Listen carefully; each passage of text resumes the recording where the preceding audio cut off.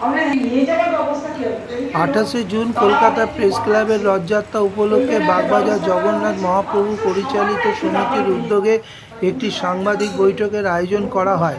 উত্তর কলকাতার রথযাত্রা উৎসব মেলার দ্বিতীয় বর্ষে বাগবাজার জগন্নাথ মহাপ্রভু পরিচালন সমিতির উদ্যোগে 6 জুলাই থেকে 21 জুলাই পর্যন্ত বাগবাজার সর্বজনীন দুর্গোৎসব মাঠে রথযাত্রা উৎসব পালন করা হবে।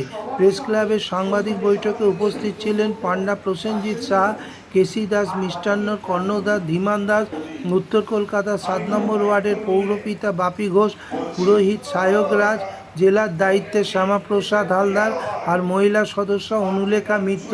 এছাড়াও আরও অনেক বিশিষ্ট অতিথিবর্গ উপস্থিত ছিলেন। এই রথযাত্রা উপলক্ষে মেলায় থাকছে হস্তশিল্প সামগ্রী, নিত্য প্রয়োজনীয় দ্রব্যের সমাহার, থাকছে ইলেকট্রনিক, নাগরদোল্লা, ধর্মীয় সঙ্গীত, রামায়ণ গান, পুতুল নাচ, বাউল গান, যাত্রাপালা, তবলাবাদ্য, পুরাতনী গান আর কীর্তনের আসর। কলকাতা প্রেস ক্লাব থেকে শুভ ঘোষের রিপোর্ট।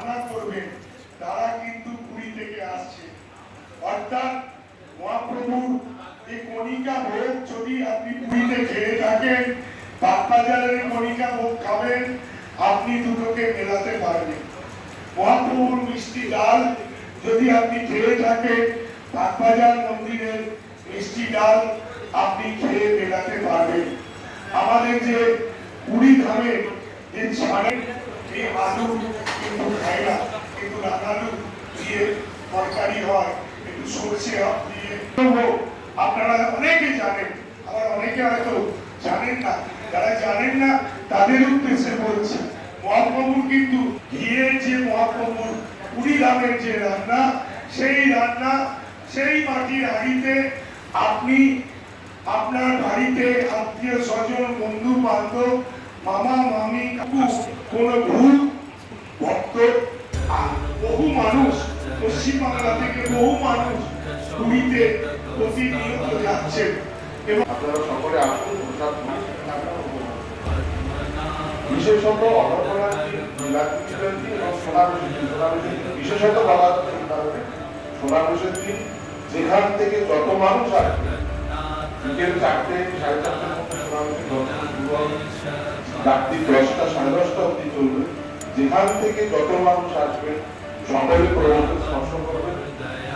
এবং গত বছর আমার এখনো বলতে গেলে আমি সিদ্ধান্ত নিয়েছিলাম যে সোনারোষের দিন প্রভুকে স্পর্শ করতে দেওয়া হবে। আমি বহু মানুষকে দেখেছি, আমি নিজেও সেখানে দরবারে গিয়েছিলাম, আমি বহু মানুষকে দেখেছি তারা সেখানে প্রভুর সামনে দাঁড়িয়ে হওয়াও করে। সমগ্র কলকাতা পার্শ্ববর্তী অঞ্চল এবং এমনও হয়েছে গত বছর শিলিগুড়ি থেকেও মানুষ এসেছে। তারা কলকাতায় এসেছিলেন, এসে শুনেছেন, তারা বারবার সকলকে আবেদন জানালাম, একদিন 7 তারিখ থেকে 19 তারিখের মধ্যে আপনারা মহাপ্রভুর মহিমা নিজেরা সচক্ষে সশরীরে আপনারা দেখুন। আপনি যে সমস্ত জিনিস ব্যবহার হয় পুরীর মন্দিরের পূজাতে, প্রথমত একটা জিনিসে বাঙালি প্রায় ধরতে বসেছে, ওই ভাইফোঁটা 3টা ছাড়া চুয়া জিনিসটাকে বাঙালি প্রায় ধরতে বসেছে। এই চুয়া, চন্দন, কর্পূর, অগরু, ঘি, মধু, দধি, যখন সেই সমস্ত জিনিস একত্রে এক জায়গায় ব্যবহার হয়, তার ধ্যান আপসে অন্যরকম হয়ে যায়। এটা সায়েন্স। জগন্নাথ সবচেয়ে আনন্দ, 3 জনকে নিয়ে হচ্ছেন জগন্নাথ, সবচেয়ে আনন্দপূর্ণ গ্রহণ। কিন্তু সায়েন্সের বাইরে নয়, বিজ্ঞান বলছে আরতি ইউজ করি, সেই কর্পূরও কিন্তু আমাদের পুরী ধাম থেকে আসে। মাটির হাট সেটা বলবে অনুদি, মানে টোটাল সমস্ত সামগ্রী, পূজার সামগ্রী প্রায় 70%। এবং আমাদের একটা মঞ্চ হচ্ছে এখানে, সেই মঞ্চে অনুষ্ঠিত হবে। তাই জন্য আপনারা আপনাদের মাধ্যমে, সংবাদপত্রের মাধ্যমে এবং সংবাদ মাধ্যমের দ্বারা আমরা চাই যে সারা পশ্চিমবঙ্গের মানুষ জানো যে এইভাবে কিন্তু সব রীতিনীতি মেনে পশ্চিমবঙ্গে আর কোথাও জগন্নাথ দেবের আরাধনা এইভাবে হচ্ছে না।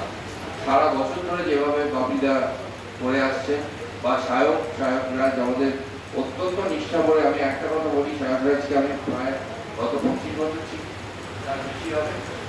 এবং আমি তখন কিন্তু তো পুরীতে যেতে পারি না এই সময়, যাতে আমাদের এখানে হয় পুরীধাম কে অনুসরণ করে আমরা পুরীর আমেজটাকে দত্ত মহাশয় আমাদের সাথে প্রথম দিন থেকে যুক্ত আছে।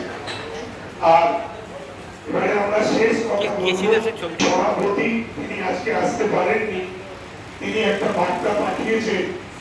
আমি আর এক পূজারী যিনি সিংহাই করেন, প্রসেনজিৎ সিনহা, তিনি আমাদের মন্দিরে যত ছবি দেখবেন সাজানো হয়, মালা পরানো হয়, পূজা আর্চা হয়, সেই ফুল আমাদের ডাস্টবিনে ফেলা হয় না। আমাদের এত ভক্তবৃন্দ আছেন, আমাদের সেভ করে দিন। এবং যারা ভক্তবৃন্দরা এই মহাপ্রভুর পুষ্প নেন, তারা কিন্তু অতি ভক্তি সহকারে, এবং যদি মহাপ্রভুর আহতি যেটা, সেটাও পুরোনো দিনে মায়েরা যেমন আঁচলে ইট বেঁধে নিয়ে যান সন্তানের জন্য, তার স্বামীর জন্য, আপনারা এই দৃশ্য দেখতে পারবেন।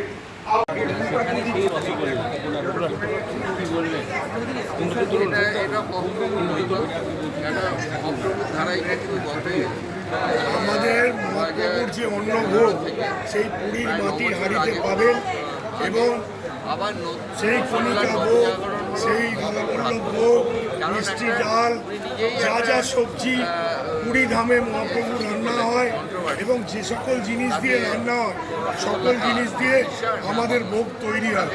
আমি আপনাকে দায়িত্ব নিয়ে, আপনি নিজের এই বুকে হাত দিন, আপনি নরম এবং গরম পাবেন। আমাদের মহাপ্রভু ওই যেদিনকে সোনাবেশ হবে 16 তারিখ, 16ই জুলাই, আপনি মহাপ্রভুকে যখন স্পর্শ করবেন, 17ই জুলাই মহাপ্রভুকে যখন স্পর্শ করবেন, তখন দেখবেন নরম এবং গরম।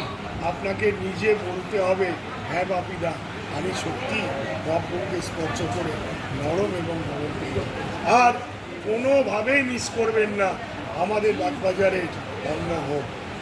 আমরা প্রস্তুত আছি মহাপ্রভুর অন্নভোগ আপনাকে প্রসাদ দেওয়ার জন্য, শুধু আপনার অপেক্ষায় থাকবেন। সব কিছুই আমাদের কাছে অজানা, মহাপ্রভুকে জানা আমাদের পক্ষে সম্ভব না। লীলাময় পুরুষোত্তম, তার লীলা বোঝার মতো ক্ষমতা এখন আমাদের হয়নি, আমরাই হিমশিম খাই। তিনি বসে বসে হাসেন, মধ্যিখান থেকে আমাদের মনে হয় সবসময় একটা আশঙ্কা কাজ করে, এবার কী হয়। গত বছর যখন রথের মেলার কথা হয়েছিল, রথের ঠিক মাস দেড়েক আগে মন্দির প্রতিষ্ঠা হয়েছিল। রথের মেলার যখন কথা হয়েছিল তখন আমরা ধরেই নিয়েছিলাম রথের মেলার সম্ভব, কিন্তু হয়ে গেল 1 মাসের মধ্যে রথের মেলাও হলো, আর প্রতিদিন প্রায় 10,000 করে মানুষ এসে প্রসাদ নেয়। আমি তো মনে করছি সেই 10,000টা এই বছর হয়তো 20,000 হবে, আগামী বছর লক্ষ লক্ষ। আমি এটা মনে করি উত্তর কলকাতা শুধু নয়, উত্তর দক্ষিণ সমস্ত আমাদের কলকাতা পার্শ্ববর্তী অঞ্চলের যে সমস্ত বয়স্ক মানুষ যারা হয়তো পুরী যেতে পারেন না, একবার এসে দেখতে পারেন যে পুরীর স্বাদ, পুরীর গন্ধ এখানে পান।